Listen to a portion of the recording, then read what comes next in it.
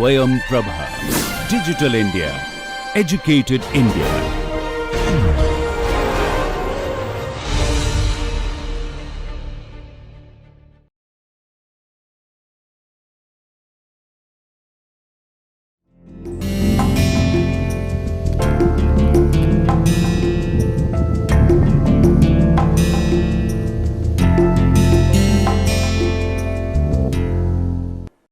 Friends, welcome to this learning about sociology, and here we try to address upon a very sensitive issue which pertains to Indian sociology. I think when we try to speak about the Indian society, many things comes in our mind, like we try to speak about the caste, we try to speak about the village, we try to speak about the Hinduism, or we try to speak about the republics. So, I think when we try to speak about certain items, I think Indian society has its own uniqueness, and this course which we are trying to deal, which is basically introductory rural sociology, continuity and change. I think when we try to speak about this, introductory rural sociology, continuities and change. This course basically deals with different ways in which we try to understand what is the rural sociology, and also we try to see that how we try to see the emergence of rural sociology in terms of the word framework, and also how it has taken a shape in the Indian society. And in that context, I think the understanding of the emergence of rural sociology becomes an important issue. Now, the point of course is, when we try to speak about that how rural sociology has come into prominence, and there may be many things which may come in our mind, that rural sociology it started where or how it has taken its trajectory. And for your surprise, I would like to mention that rural sociology it has its origin in United States. So, the subject, the theme, which of course has a take from the developed nation, I think matters a lot, and there may be many queries in your mind that why rural sociology has emerged in the United States. But before that, let us try to understand that how we try to see rural sociology. I think rural sociology basically we try to see it as a specialized discipline which tries to understand the rural in a specific way, and this rural basically can include various aspects, either it is the question of social interaction, the institutions and the activities along with the social changes which are taking place in the rural society. All of them comes into the domain of the understanding about the rural sociology, and in that way whatsoever we try to study in the rural environment become part and parcel about the rural sociology. So, when we try to see that how rural can be seen as a unique entity, we have to see it in terms of the progress, we have to see it in terms of the prosperity, and we also have to see it in terms of the various challenges which are coming up. And in that context, when we try to speak about the understanding of the rural sociology, as I mentioned earlier also, that it has its origin basically in the United States. And here I think we have to have one thing very much clear in our mind, that when we try to speak about the rural sociology in United States, it does not mean that the United States has the predominance of the rural society, because we try to see it in a different framework, especially we try to also have a distinction between how the rural society and the urban society are to be seen distinctively. Now, when we say rural, I think what makes something to be rural, that becomes more significant. Like when we try to speak about the rural, the things which may come up in your mind are that what is rural? It may incorporate maybe the question of a specific landscape, or we try to see rural in terms of talking about the agrarian. We may also try to see the rural in terms of the specific land use. And also we try to see that rural may speak about certain amount of homogeneity. And beyond that, if we try to see in terms of certain other elements, we try to speak about the specific form of social stratification, which is part and parcel of the rural society. We also try to see rural in terms of the specific population, and also we try to see that what becomes rural is something which has been defined by the state to be the rural. So, I think these are the different ways in which we try to see that how rural can be undertaken with regard to the understanding about the specific society. And I think if you try to see these parameters in which the rural can be seen, I think the most appropriate which suits the understanding about the rural is that a society which is marked by the presence of the agrarian economy. So, the agrarian economy, which we say that majority of the people, the majority population are basically involved in the agriculture and the allied activities, that makes something to be rural. So, that is how we try to see that what is not there in urban definitely is that agriculture is not the main primary occupation, but in the rural the primary occupation is basically the agriculture and the allied activities. So, the rural has to be seen in terms of the people, the majority of the population which are basically practicing the agriculture is something which makes something to be rural. And here I think apart from trying to speak about that the rural has its own uniqueness, we also try to see what has happened in the United States and how it has gone into a specific specialized discipline, because we try to see that rural sociology is something which will be seen not simply as a study about the rural society, it is also seen as a group of specialists, a group of sociologists who are basically inclined towards understanding the origin, the development and the changes which took place in the rural society. And here I think we can say that when we try to speak about how the rural has come in the United States. So, one thing that becomes important is that we try to see that the period which is marked from 1890 to 1920 in the United States was the landmark period in which we try to see the emergence of sociology as a discipline. And here the important thing is that rural sociology, which we try to see in terms of a specific understanding, we basically try to see that United States has the understanding about the rural from 1820 onwards. But was that the period in which we can say that rural sociology has got its establishment? So, I think the straight answer will be no, because in different sectors or in the different parts we try to see that the rural sociology has been understood and has been undertaken by various scholars. It may include the contribution by Charles Anderson,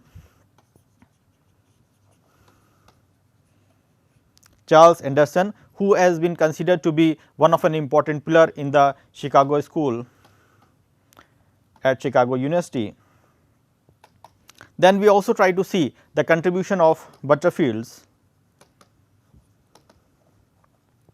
who also has contributed towards the understanding about the rural sociology, and he was belonging to the Michigan University, but he also has seen the understanding about the rural sociology not as a specialist, but trying to study the rural society.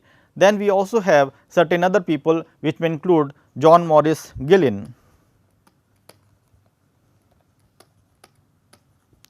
whose contribution appears to be significant basically with regard to the development of sociology and that to the rural society. But significantly we find the contribution of M.H. Giddings, whose contribution we try to see in the Columbia University, and his contribution is considered to be responsible for the emergence of rural sociology in a specific way. Now, these are the people who were the not the pioneers, but to some extent they had tried to invent upon the development of rural sociology, and we try to see the Thomas Carver's work which was equally significant in terms of understanding the rural sociology, but these contributions could not make rural sociology as a specialized discipline. The reason being that these studies or these scholars tries to see the rural society in a very specific fashion, and in that context if you try to see, we try to find out that in terms of a specific discipline we did not find the location of rural sociology. Then what makes rural sociology to be significant, or how and who has basically led to the contribution of rural sociology as a discipline?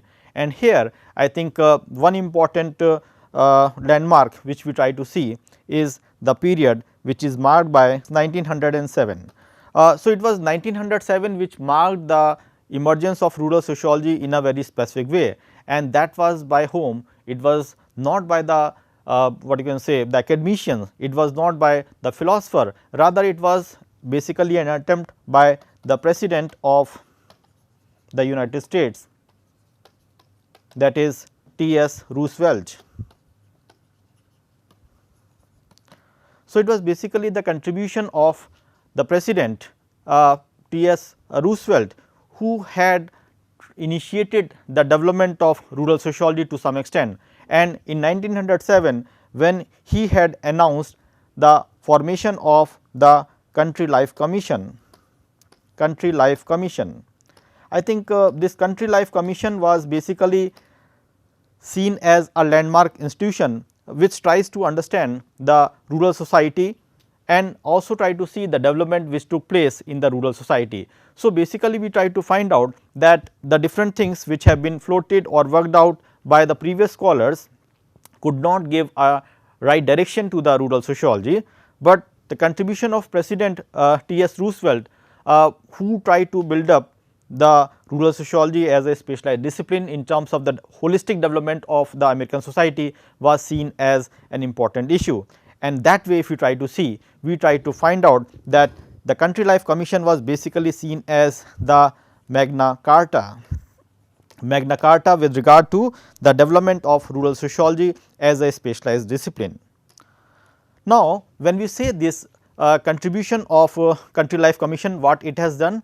The basic purpose of the Country Life Commission was that it tries to understand the rural setting, the countryside. Normally when we try to speak about the western view, we normally try to associate rural with the countryside. So, the countryside basically represents what is the rural, and the important thing is in 1907 when T.S. Roosevelt tried to invent upon the Country Life Commission, he basically was trying to speak about that he was being impressed by the rural life in Ireland. Rural life in Ireland, basically the contribution of Thomas Plunkett, who was basically played significant role in the development of the rural society. So, the similar thing was been posed upon by T.S. Roosevelt, who tries to build upon the United States in terms of the rural society, in terms of the rural development. But the important thing is that when he tried to invent upon the Country Life Commission, he tried to associate many other things which took place in the different parts of the country. And here we try to find out that this commission, that is the Country Life Commission, it has submitted his report, and that report basically lead to the formation of an important issue, that is rural analysis was seen as an important site for the development of the nation. And here this rural life which was seen as an important contribution, and later on we try to see that it was J.M. Gillett who had published a significant book on rural society, and that was one of the landmark book which has came in 1916.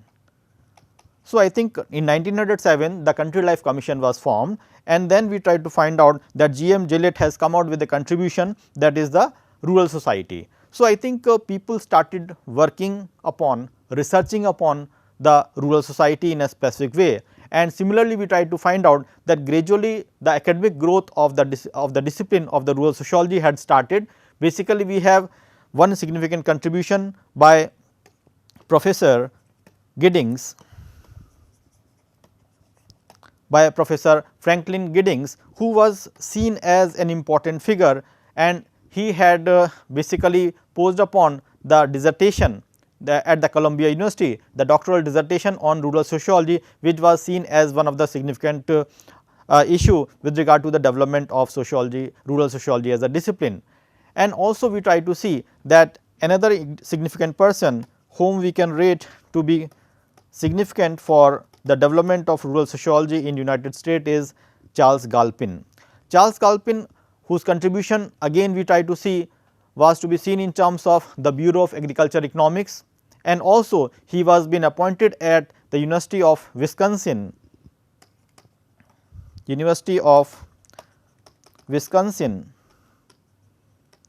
for the development of the agriculture society, and this agricultural economics and the agricultural society was one of an important department which tries to explore upon the different aspects of the rural society.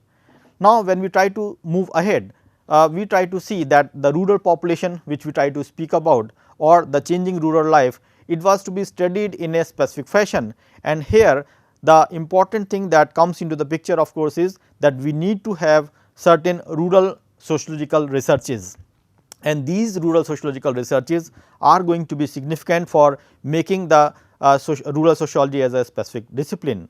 And here we try to find out that when we had the significant contribution by group of people, especially we try to refer it as a systematic source book on rural sociology,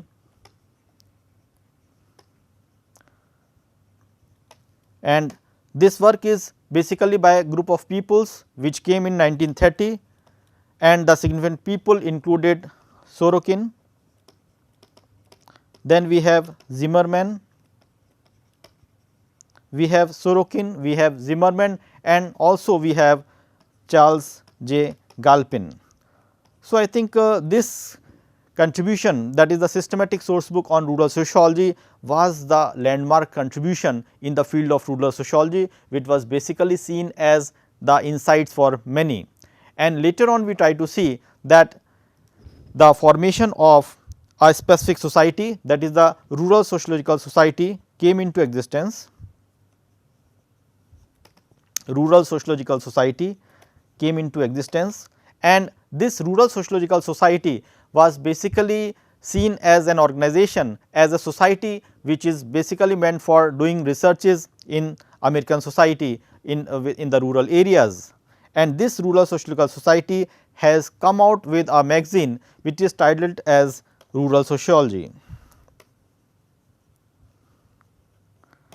So, this magazine Rural Sociology, which we try to see, it came into existence in 1936, and in 1936 we try to see that gradually the contribution which has been reflected in the rural sociology and rural sociological society, which has got in prominence in 1937, I think this has basically led to the academic growth of rural sociology as a discipline.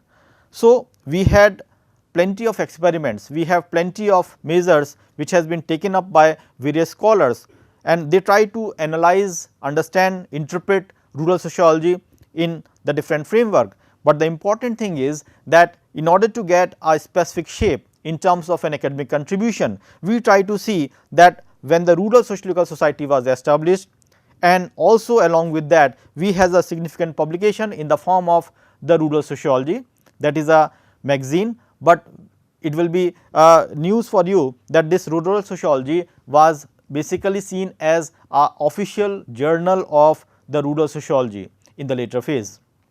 So, how the initial attempts has gradually led to the emergence of the specific journal or the specific group of scholars, or in terms of a specific contribution in terms of work or the researches, has basically led to the emergence of rural sociology as a discipline.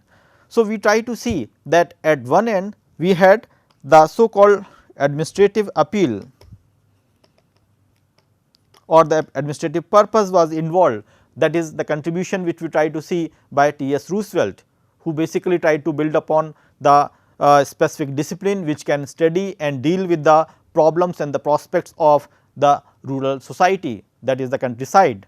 So, that was an administrative appeal, that is there was a political will to improve upon the conditionality of the countryside, but that was not suffice to bring about the transformation in the countryside. So, gradually it has been taken a shift with the understanding and analysis by the reputed scholars, the academicians, who basically tried to build up it as a systematic discipline. And why that is important? That is important because if we have that, then only we try to see that we can have the systematic understanding and analysis of the rural sociology. So, I think these attempts has basically led to the emergence of rural sociology at certain period of time. But later on, when we try to move further, we try to find out that there are certain other important things, that how it has taken its shapes in the world framework, because these were the issues which were restricted to the United States, but how we try to see that it has taken its shape in the later phase. But parallelly, if you try to see in United States, what has happened of course is that there was a federal government of US, federal government of United States, which has provided the fund also. So, it is not simply the government efforts, it is not simply the systematic studies, but also required to have certain funds, and these funds are basically through the agricultural experiment stations, and these funds are basically been part of the agricultural experiment stations, and these agriculture experiment stations were basically seen as playing a significant role, and these funds were basically an outcome of the 1887 legislation, which is called in a popular way the Hatch Act. So, the 1887 Hatch Act has the provision of providing the funds, that is through the agriculture experiment station, and that has been sponsored by the United States government. And also we have another significant act, that is the US Purnell Act. US Purnell Act, which we try to see has been implemented in 1925. So, US Purnell Act of 1925 also played a significant role in providing the research fund to the scholars and to the academicians working in the field of agrarian economics or the agrarian economics, or what one can say the home science, the home economics, which basically deals with the contribution and production in the field of the countryside. So, these were significant contribution in terms of the sponsored projects, the fundraisings which have been done. Now, if you try to see, I think we try to see the structuring of the rural sociology in terms of the academic will, in terms of the governmental will, that is the political will, in terms of the academic scholarship by the different contributors individually, collectively, and then gradually we try to see that we try to move ahead in terms of providing funds in the field of researches, so that the scholars and the scholarship will be generated, and through that the multiple contribution can be seen in the field of the countryside. So, this is basically the growth of rural sociology which took place in the United States at the initial phase, but how it has taken a bigger shape in terms of its spread effect at the wider society, and for that I think we try to see that the shift which took place across the world, basically we are trying to hint upon the Second World War. So, Second World War was basically seen as an important turning point for the growth of the academic disciplines, because at that period of time we tried to find out that the European power was gradually shifting and the United States has tried to hegemonize or try to have a better control on the rest of the world. So, this is basically one important aspect in which we try to see that the Second World War onwards, we try to see that there was a drastic shift which took place in terms of the transfer of the knowledge, and here I think for understanding the human civilization or for understanding the so called reconstruction of the countryside or the social life, there was a requirement of a specific discipline which can deal with the understanding about the countryside. And here who were seen as the specialist? It was the United States. So, the United States has tried to build upon its specialization, and it also tries to extend the frontiers beyond the boundaries of United States, and it has reached to the Europe and also to the other part of the east. So, we try to see that United States was trying to have its expertise first in the field of countryside as a specialist. Now, their knowledge is going to be transferred to the Europe and the east, and that is how we try to see that these shifts took place. Especially we try to see the so called Point 4 programs, which was seen as one of the significant program for the development of the countryside. And these point programs which has been invented and has been carried forward by the United States, they were basically responsible for the understanding as well as the implementation of the various rural policies for the development of the countryside in the part of the world. And here if we try to see, we try to find out that United States was basically acting as an important player, which was basically trying to understand not only the rest of the world or trying to help rest of the world, but they were also trying to make certain changes and also try to have certain amount of hegemony with regard to the understanding of the rural society. So, that way if we try to see, we try to find out that the United States was seen as the biggest partner with the rest of the world in terms of transforming their wisdom, their knowledge to rest of the world. And we try to see that the so called East, which was basically in the phase of the developing or the underdeveloped situation, it has started following the intellectuals or the intelligentsia of the United States.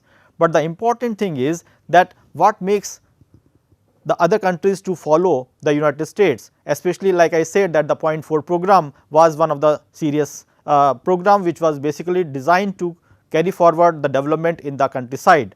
But what is more important is that these programs were trying to understand not only the rest of the world, but also trying to carry forward certain skills or maybe certain specialists as a package to the rest of the world. So, I think we try to see that it was not simply the transfer of skills and specialists, but we also try to see that certain amount of hegemonization was also being carried forward by United States through these programs. Just for your kind information, if you try to see that we had the first development program, that is the community development program, it was having its inspiration from the United States. So, we try to see that many of the things which we had taken as a startup are being the what you can say far sighted or the consequences of or the carrying forward of the United States policies in the rest of the world. And that is how we try to see that certain amount of hegemonization of the knowledge of the patency has been started by the country in a specific framework. Now, here we try to see that once the United States has established its hegemony, we try to see how we can locate the development of rural sociology in United States, and then coming down to the second framework, that is our own country, the Indian society. So, we try to see that what made the understanding about the development of rural sociology in India. And here if you try to see, we try to find out that we had many things which has contributed towards the development of the rural sociology in Indian society. I think first thing or the first major reason which led to the establishment of rural sociology as a discipline will be that majority of the population in India was into the agriculture. Normally we try to say that more than 70% of the population is engaged in agriculture. So, in order to have the upliftment of the rural society, for the reconstruction of the rural society and also for the better administration of the rural society, we try to have the discipline which can cater to the needs of the countryside of the Indian society. And here we try to see that rural sociology was seen as an important branch which can have the better understanding about the rural sociology, the rural society in a specific way. But when we try to see in terms of its emergence or its origin, we normally try to say that it was basically in the 19th century that we try to see that the rural sociology has grounded in India. The rural sociology has grounded in India, and we had the prominent scholars who try to contribute or try to understand the rural society in their own way. I think certain names that needs significance especially is the contribution by Sir Henry Maine. Sir Henry Maine's contribution, basically we have the two significant contribution, one is ancient law and another is ancient society. So, these two works were seen as the landmark work in the field of rural sociology, which has basically tried to understand the rural society in a specific way. We also have the contribution by Charles Metcalfe, whose contribution is again going to be significant with regard to the rural sociology. We have Thomas Munro. Another significant contribution, we have Baden Powell, and also we try to see the contribution of Slater. I think all these people, the scholars, although they were not the thorough academicians, but their contribution had been quite significant for understanding the rural society. And here if we try to see in a very clear cut way, most of these scholars, they wanted to understand the rural society in terms of the specific framework. Like when we try to speak about the contribution of Henry Maine in terms of ancient law and ancient society, he was trying to devise or he was trying to have the mapping of the various practices which are been there in the rural. Especially we try to speak about the customary laws, we try to speak about the land tenure system, or we try to speak about the contribution in terms of the kinship network. So, I think these are the things which are required to be understood in order to have a better understanding about the countryside. Similarly, we had many surveys, economic surveys have been there, especially this latter's contribution in terms of economic survey has been quite significant for understanding the rural society. But beyond that, if you try to see the economic surveys which were again beneficial for understanding the rural society, but more than that, what is more significant is that these practices or these things which have been done, either they were being done for a specific purpose, which we can say in a more jacketed way, that is it was having an administrative purpose for analyzing and interpreting the rural society. And most of the scholar, to a greater extent, they have followed the ethnographic technique for understanding and analyzing the Indian society, especially the rural society. But these contributions could not bring the systematic knowledge about looking to the rural society. So, we try to find out that later on we had certain other systematic growth which took place in the rural India, and that has been carried forward basically after the first constitution, the formation of the constitution of India.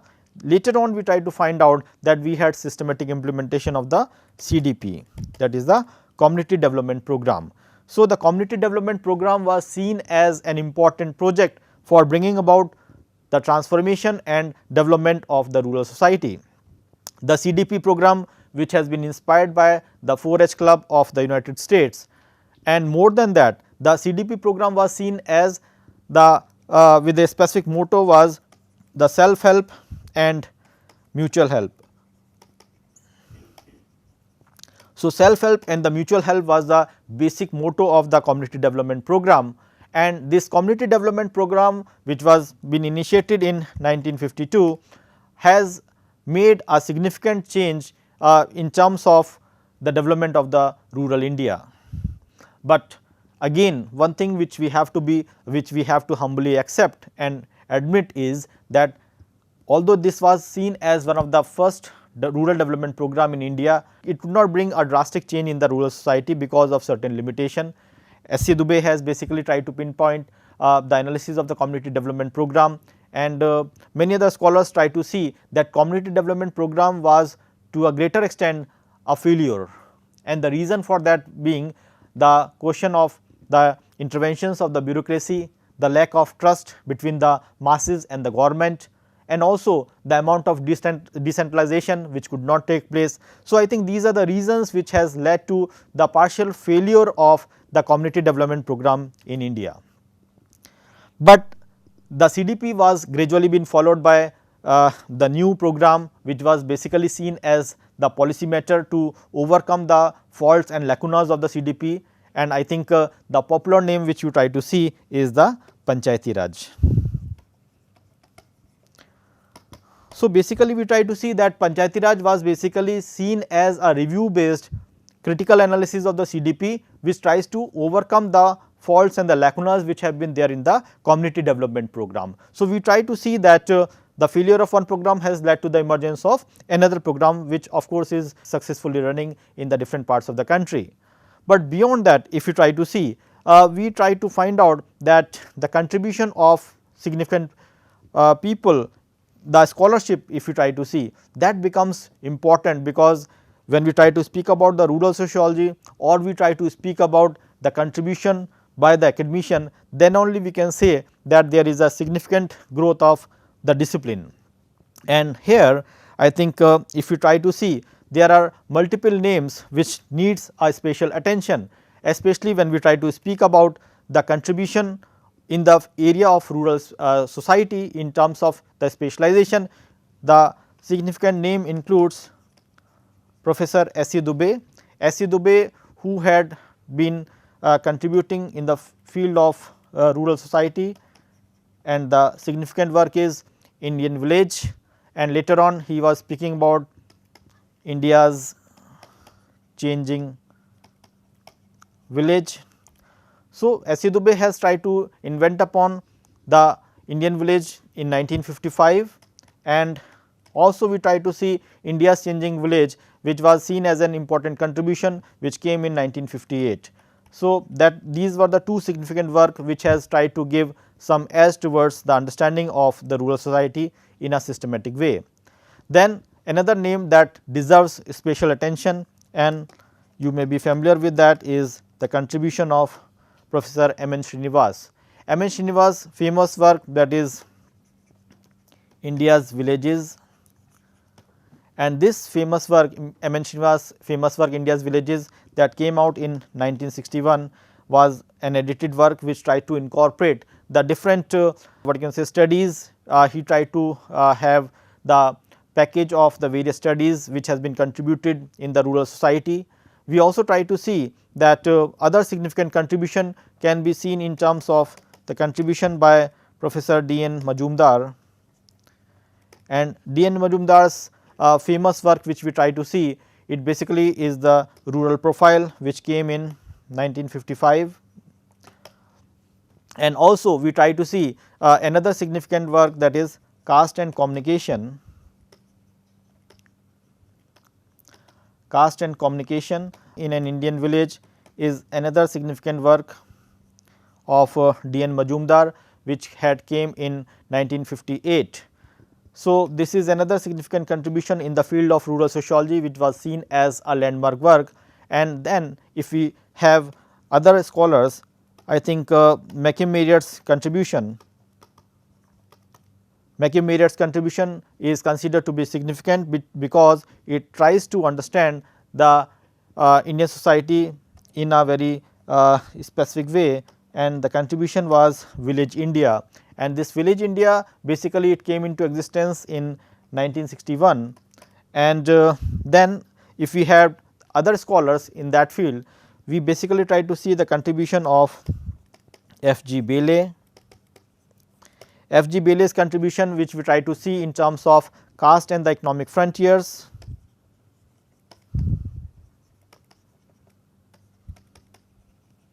Caste and the economic frontiers, that is a significant work in the field of rural sociology, which came in 1957. And also we have other scholars like Professor Oscar Lewis, who tried to see the specific framework of the rural society, and the work of course is Village Life in Northern India.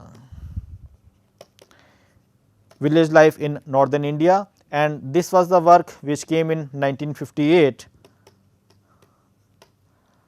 And beyond that, I think one name that deserves the specific importance is the contribution by Professor A.R. Desai and his significant contribution, that is Rural Sociology in India, which was seen as a landmark contribution in the field of rural sociology. And this was the work which tries to put the rural sociology in a very specialized way, because it tries to incorporate multiple dimensions of the rural society, and it was having a contribution from the most reputed scholars in the field of rural sociology in general and sociology in particular.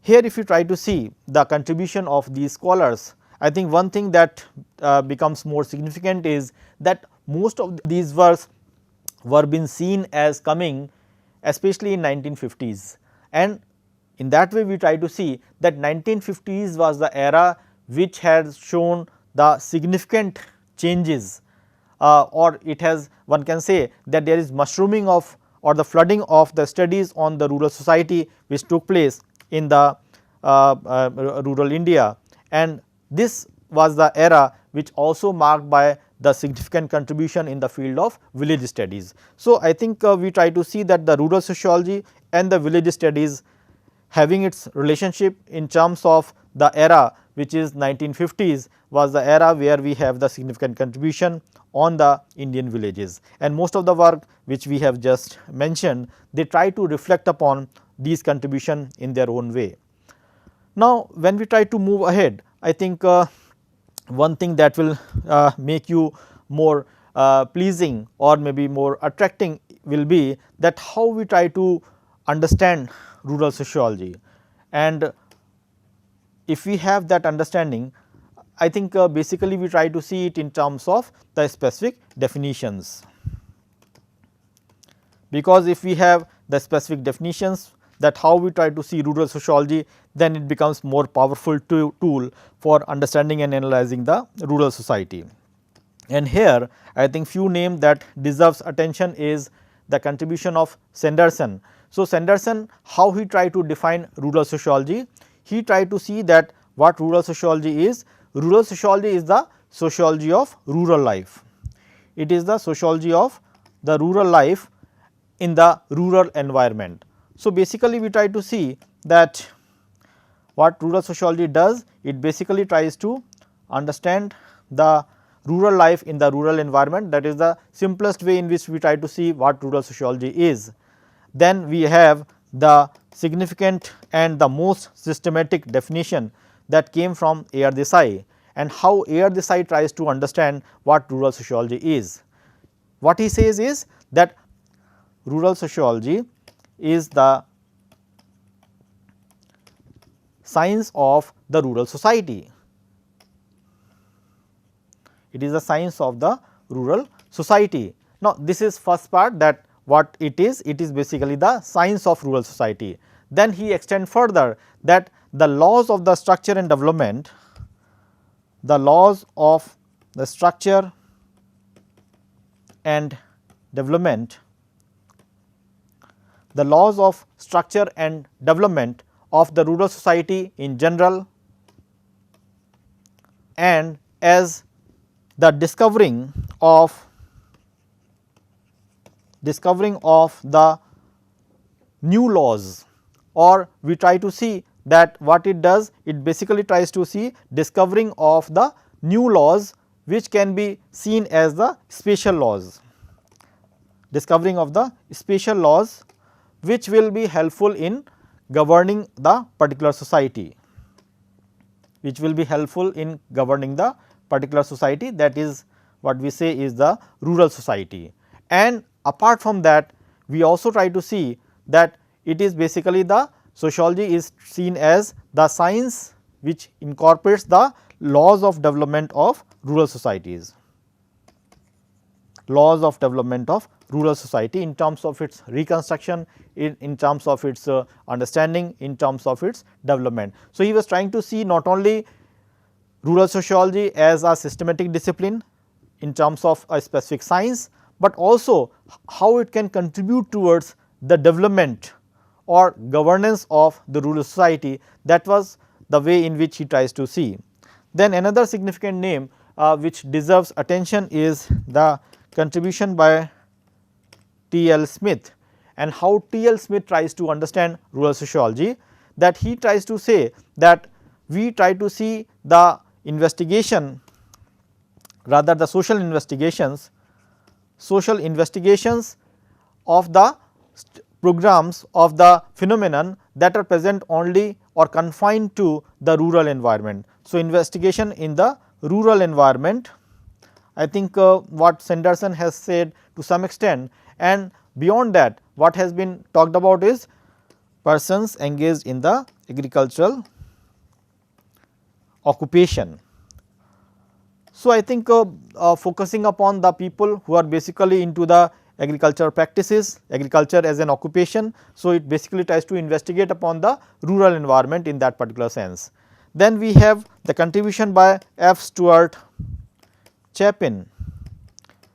F. Stuart Chapin, who tries to see rural sociology in a very specific way, and how Stuart Chapin tries to understand rural sociology is that the sociology of rural life, it is what? The sociology of rural life, it is the study of the rural population. So, focusing upon the rural population alone, and also rural social organizations, and also he tries to say that it incorporates the social processes, the rural social processes.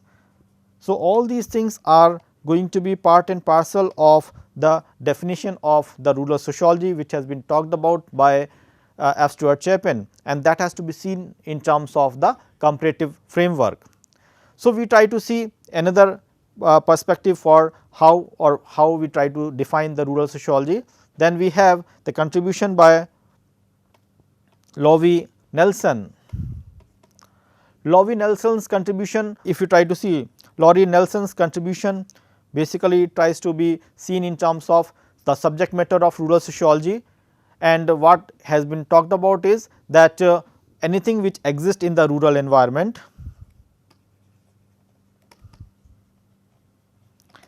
is what the rural sociology does. So, it basically tries to speak about the subject matter of the rural environment, and that is basically the scope of rural sociology also. And in that way we try to see that we have the different understanding. One name which again deserves special attention in terms of understanding is, we try to speak about the contribution of Bertrand, who tries to understand rural sociology in terms of looking for the study of human relationship,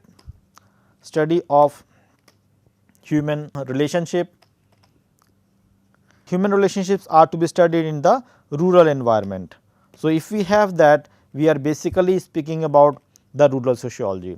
So, I think these are the different ways in which we try to understand and interpret the emergence of rural sociology in its specific meaning, in terms of a specific way in which we can understand what rural sociology is and does, and that is how we try to see that it has certain amount of understanding which is trying to be seen as looking for the systematic analysis and research in the field of rural sociology. But as has been pointed out by A. R. Desai, that rural sociology is not simply a specialized discipline, but what it does is it basically tries to bring about certain amount of scientificness to the analysis of the rural society. And here the important thing is that we try to see that what rural sociology does, it basically tries to bring about the objectivity. So, we try to see that rural sociology in terms of its nature, we try to find out that the rural sociology has certain amount of objectivity, because it involves certain amount of science with regard to the analysis and understanding of a specific phenomenon. It is not everything which can come into the domain of rural sociology, it has a specialized way of looking to the things. So, objectivity is definitely one important parameter for making something to be science, and it is basically the rural sociology in terms of its nature having that appeal. Then another thing which again requires importance is the question of generality. So, generality also is making it more homogeneous across the society, across the field in that sense as such. So, generality definitely is another significant thing which we try to see in terms of its nature and which is part of the rural sociology. Then it is the question of verifiability. So, it is verifiable, it can be tested, it can be analyzed in that sense as such. So, verifiability is another crucial character of the nature of the rural sociology. Then it is also having the issue of rationality. Rationality meaning thereby that whatsoever we are putting is in terms of a specific logic, it is not something which is random, it is something which is coming out in terms of a specific reason which has been supported by some evidences. And also I think which normally is not been done by sociology in general, but to some extent in order to have the rural sociology, I think what is required is that we also believe on that this particular thing can even lead to the predictability. In a sense that when we try to formulate the laws, it should be based on certain predictions on the basis of which we try to see that how we can see it as a principle of the rural development. And then we try to see that how we can see them in terms of a specific system, because when we have the assemblage and the systematic analysis, we try to build up the system in which we can have the sophisticated literature, the sophisticated presentation of putting the rural sociology as a discipline. So, I think all these things basically it does what? It basically tries to bring about the use of the scientific method, and also it tries to incorporate the factual studies. Factual study, I think this is more important, because when we try to speak about the factual study, it gives strength to the discipline, that gives strength to the specific understanding. And what is more important is that if these facts are to be seen in terms of the cause effect relation, that is the understanding of the cause and what are the effects, if you try to understand those things, then it can be seen as more scientific. And more than that, I think when we have these cause effect relationship, sometimes it is or they may lead to certain amount of prediction in that sense as such. Although we do not try to believe totally on that as such, because the cause effect relationships are there, but it may always amount to the predictions is a bigger question, and that is what sometimes we try to see that the so called sociology in general, it lacks that scientific temper, because the predictions cannot be made on the basis of the cause effect relationship. So, we try to see that whatsoever has been talked about by the various scholars in terms of rural sociology is basically trying to focus upon the specific way in which we try to understand and interpret the rural sociology. And when we try to see that what can be the possible scope, or how or to what extent the rural sociology can have its domain, I think if you try to see in that context, we try to find out that anything and everything can be which is in and around the rural environment can be part and parcel of the scope of rural sociology. And in that way, we try to see that it is not simply the question of the rural people, but also the rural institutions, or we try to speak about the rural religion, rural environment, stratification, then the ecology, or we try to see the various practices, that is the social processes. All these things are going to be part and parcel for the understanding and analysis of the rural sociology, and this scope makes it more appealing, because if you try to see that our majority of the population is engaged in agriculture and the allied activities, and if you try to move further, that if we try to have the development and the transformation of the rural society, definitely it is going to be more fruitful with regard to the understanding and analysis of not only the rural economy, but also the development of the nation, Indian nation in general. But how these things are going to be more practical? I think what is needed is that we need to have very systematic understanding and analysis of the rural society, and that will come by, if you try to see that how we can generate that in terms of its discipline as a specialized discipline. We try to see that what has been done by our predecessors, either it is the contribution of Makim Marriott, S. E. Dubey, M. N. Srinivas, or we try to speak about the contribution of Oscar Lewis, D. N. Majumdar, or we try to speak about other scholars. We try to find out that these scholars had tried to have the holistic way of looking to the villages. And now, since we are moving towards the complex society, and that way if we try to see, the village is not seen as an isolated whole, rather we try to see, now we are having an era in which the rural urban connectivity is very much, we try to see the linkage between the rural and the urban. It has in we try to call now the global villages. So, that way we try to see the drastic changes are coming up in the rural society. So, then what is needed?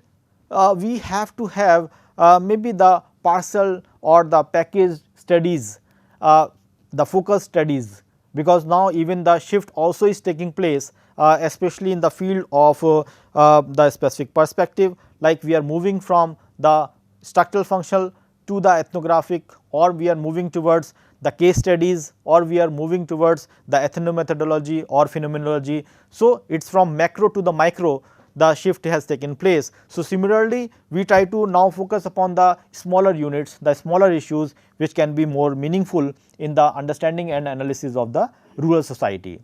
So, what is required in that sense, of course, is now we have to see the changes, we have to see the implications of the various strategies and the programs which are designed for bringing about the change in the rural society.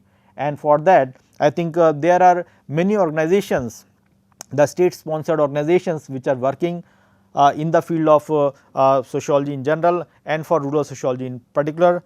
I think if we try to speak about the contribution of UGC, or we try to see the contribution of ICSSR, we try to find out that they had the project funding on the specific themes, on the specific areas, and ICSR basically tries to not only fund the projects, but it also tries to come out with the what you can say, the specific volume which basically deals with the trend report. And the ICSR trend report on sociology and social anthropology, it tries to put the trajectory of the last 10 years of what you can say, the researches and the studies which has been done on the specialized area. So, even on the rural sociology, what has been the pertinent issues, what are the different ways in which the rural society has been looked upon, and how and what are the changes which have taken place. So, in order to understand those things, we had the specific contribution from ICSR which is more authenticated. Even the so called monograph surveys which were focused upon the villages, especially we try to speak about the village monograph which were there in 1961, which tries to study the different parts of the country, especially we had specific village studies focusing upon the different aspect. So, I think there are significant contributions which have been done, which tries to put the village studies in a very focused way. And it is not only the question of village studies, rather we try to see that the analysis of the various programs are also there. I think when the time will come, we will try to speak about these issues, especially when we have the understanding about the theoretical and the methodological issues dealing with the village studies.